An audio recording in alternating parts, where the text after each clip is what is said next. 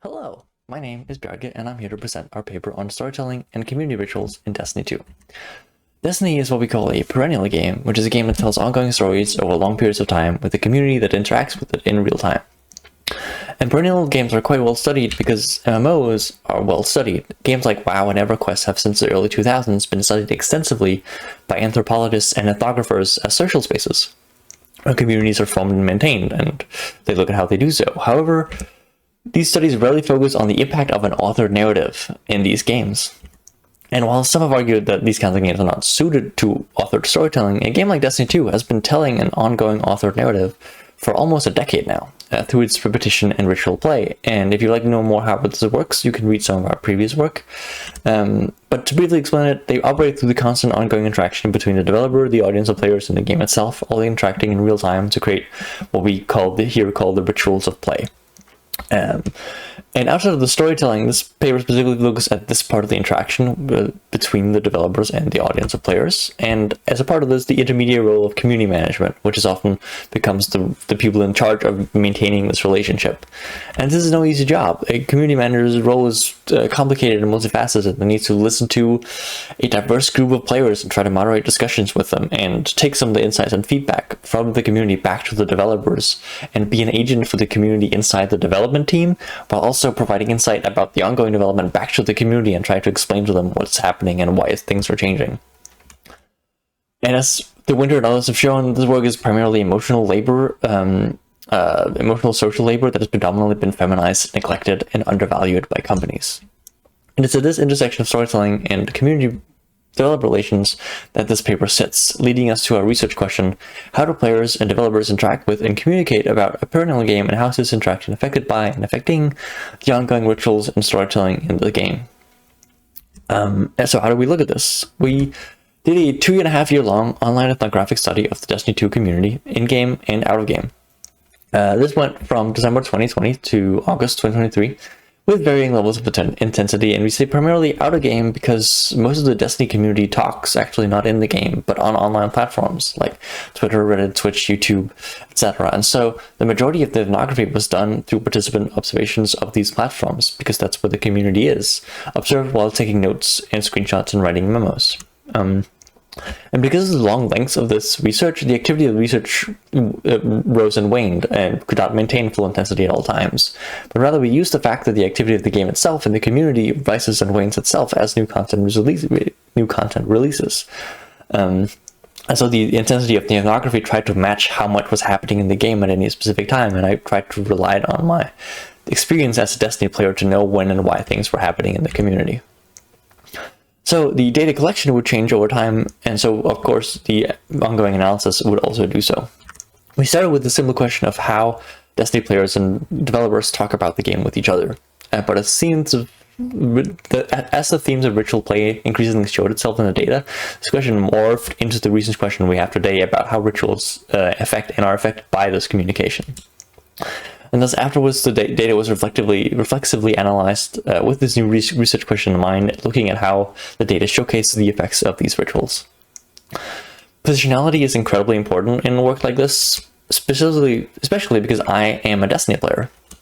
I have played the game since before the study started, and I will continue to do so today. I am part of several Destiny friend groups and small communities that I play with before the study started and continue to do so today. I am also a game developer and have game dev experience and have developed several games, including live mobile games and ARGs, although nothing at the scale of a Destiny 2. I'm also a cis-white European man living in America, and this naturally affects my viewpoint, access, and what content I am served on the internet. And thus, we take a very constructivist view in this research, being aware that as member researchers, we are constructing the data and reflecting on our own experience, and also drawing from methods in autoethnography.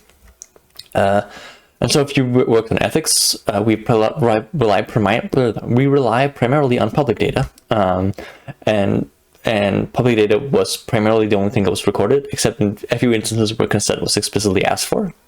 And this primarily means the private communities that I were already a part of, and they were all informed about this possible data collection and kept updated about the status of the research and what I was doing. And any data from private sources, if it was stored anonymously. Lastly, I want to mention a few limitations. The Destiny community is much larger and more diverse than anything we can describe here from any single viewpoint. And Bungie, likewise, is a large company with hundreds of employees, and no single developer can be said to be responsible for the entire game, and it's also difficult to know which developers were part of any one piece of content from the outside. And Destiny finally changes every year. It's a different game today than it was when the ethnography stopped and when the ethnography started, and it will continue to do so. Therefore, anything we say about how the game, its community, or its developer functions is really only describing how they function at this period of time. So let's get into what we found.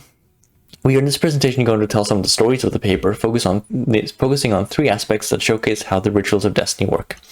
First, we will present the weekly routine of Destiny and how it functions, and then we will show how this breaks, as both the game breaks, and players find ways to mess with its systems. And then we will ultimately show how developers respond back to this behavior in their own playful ways. We will, during this, bring in our discussion and possible design implications of these findings as well. However, we should mention that there's much more detail in the paper about all of these topics. There's also much more detail in the paper about other topics that I will not have time to dig into in this presentation. To give a brief overview, the paper also talks about the weekly developer blog and how this itself creates an entire separate ritual outside the one in the game, and how Bungie has been consistently playing around with how much information to reveal about upcoming content and how this has both succeeded and backfired. We talk about the impact of spoilers, leaks, and data mining, and how these, because the story unfolds in real time, change how players behave towards the game and each other, and how developers try to handle this. We talk about more about the developer-player relationship works, and how players have gotten to know how Bungie operates and how this affects how they treat them at the game, and how this relationship is not as simple as one of mutual dependence. And crucially, we talk about how quickly the player-developer communication can break down when something doesn't work, how it can turn toxic and dangerous, and how harassment poisons the possibility of fruitful dialogue about the game, and yet how much transparency is still valued by players. So, let's get into how the rituals of Destiny work. The first and primary ritual of Destiny is that every Tuesday morning, Pacific time, the game quote-unquote resets. This refreshes all activities so players can get new loot from activities, do new challenges, see new story events, or do yearly seasonal events like the Christmas event. This all sits in a larger seasonal structure that exists, that tells a story for roughly 10 weeks, which you can sort of compare to a season of television. And these seasons in total last 3 months, leading to a total of 4 seasons a year, starting with an expansion. And then in the year after, a new expansion will come out and repeat this all over again. And this routine has been roughly going on since 2018 with some changes, but yet new content is always introduced on a Tuesday. And what this does, it creates these fluctuation moments where people are paying attention and periods of downtime. People know when new content will be available and know when there's going to be nothing. And so what this really does is it allows people to come together. It creates these expected periods when they know when things are happening and when other people might be playing and when others are looking at what's going on in the game. And they create these patterns where you know if you join at this time, you're going to experience the world not just by yourself, but together, either in the game directly with other people or just on a live stream or in chat servers, but nevertheless together as others are also experiencing it. And players are thus as much in charge of maintaining these rituals as the game itself. While the game sets them up, it is the players who show up week after week to play with their friends. And so, to paraphrase Carrie, these rituals are thus maintained by people to maintain social community over time. Of course, from a design perspective, if the game did not operationalize these ritual schedules and predictable patterns, players would not be able to organize as effectively, and thus the fact that the game sets up these rituals as a stable foundation of a routine is important as a foundation to allow the rest of the players to perform these kinds of rituals. And yet, this has been going on for so long that players roughly know what to expect from a season by now. We get some new weapons, a couple of new activities, a dungeon, maybe a dungeon or a raid, and a seasonal event. And so this formula has gotten incredibly predictable. And over time, the predictable becomes boring. And one of the big criticisms in recent time that the community has about Destiny is that it's got incredibly boring because they know what to expect. And when players know what to expect, players will try to find their own fun. And this can be as simple as player-made difficulty challenges, but it can also be actively looking for ways to break what is already there. Players often discover glitches that change how the game is played, such as discovering a new weapon is much more powerful than it's supposed to be, or as they did in February 2021, learned that you can enter a raid with twice as many people as you were supposed to. And Destiny being a live game means that the moment a bug is discovered, it's already part of the game, and players will be taking advantage of it. These kinds of moments create these rallying moments for the community where everyone comes together to experience a new way to play the game, to get something new out of it that they couldn't before. And players play within the rules too. This is Sir. He's a merchant. He sells rare pieces of equipment, but he always only appears from Friday and then disappears on reset at Tuesday, normally. The thing about the server architecture of Destiny means that players, if they're in an instance, that instance will stay open until every player leaves. So if a player is in an instance with Sir, over reset, he will continue to stay there into the next week until all players leave. But if a new player joins that same instance, and then the original player leaves, Sir will still be there. And so you can continue this chain, and Sir will stay the whole week, forever? People call this kidnapping Sir, or keeping Sir hostage. And it's a really great example of how people have used the game to the advantage whenever they can to get as much out of it as possible. And so while it might seem dangerous to let players outright break the game like this, it also creates some of the most memorable moments for players.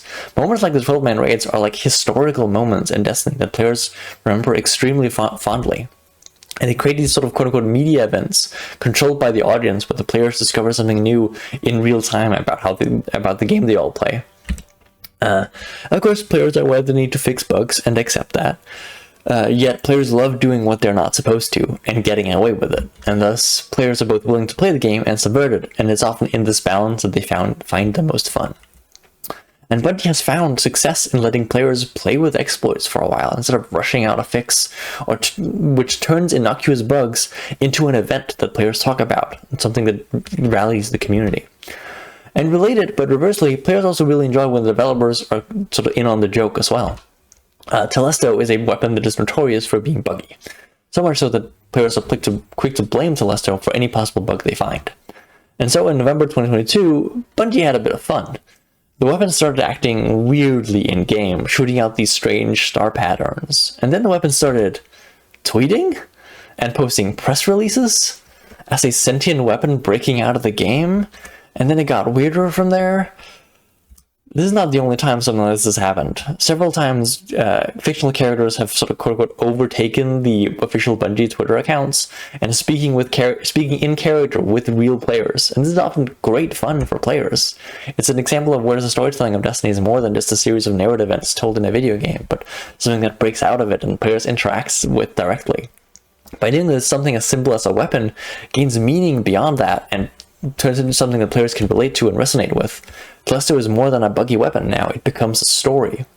And it's especially powerful because the players were present when the bugs happened and participated in discovering and using them. And so players has already developed personal attachment in the telling of these events because they're the reason why they happened in the first place. And this highlights thus a potential yet often not discussed part of the player-developer relations, which is the potential for storytelling as part of the community manager's job. And it's often not discussed as part of their job, at least not formally. Yet some of these examples show how storytelling can be incorporated into the community developer relations as part of the fun interaction between developers and the community, creating these fun, enjoyable moments for the community outside the game. And community managers can just be vital in incorporating the stories of players into the fictional narrative and responding to them as they play. Yet this of course requires community management to not be undervalued and seen as a crucial part of the game experience and the game development team. And finally, I want to end on a note on why some of this all matters. Destiny is just one game, but the way it functions is not unique. Similar rituals of play exist across many other online games, but also outside of games. Generally in fandom and fan communities, we see similar kinds of behavior and rituals of play, authors establishing rituals and an audience trying to break them. Across all media, fans create narratives about what is happening inside an authored story.